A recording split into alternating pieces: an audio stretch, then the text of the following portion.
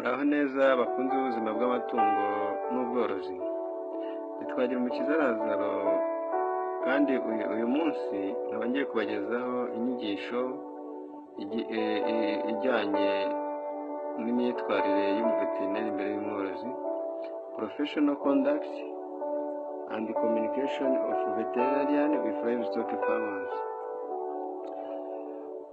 Umuveterineri ntabwo ari umuntu uvura itungo gusa, ni n'umujyanama w'umworozi, umwigisha, umufatanyabikorwa ndetse akaba n'umurinzi w'ubuzima bw'amatungo n'ubuzima rusange.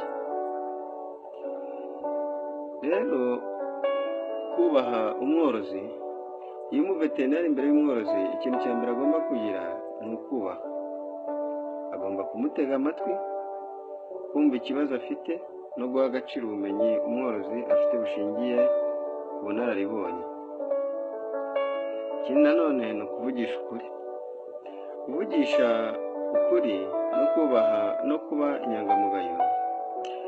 Umuveterineri ntagomba gutanga amakuru atizewe cyangwa kuvuga ko azi indwara kandi atarayisuzuma neza. Ukuri kubaka icyizere. Ikindi rero ni itumanaho ryiza.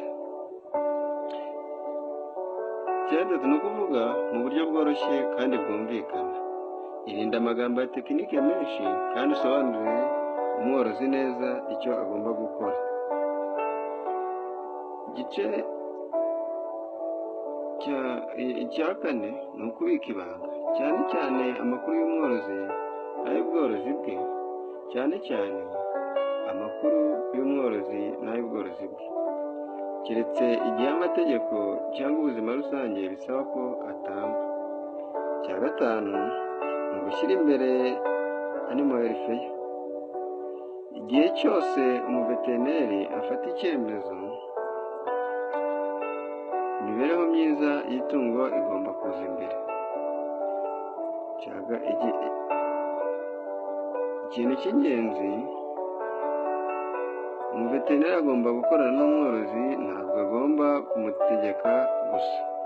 Umworozi azi byinshi ku matungo ye, naho umuveterineri afite ubumenyi bw'umwuga.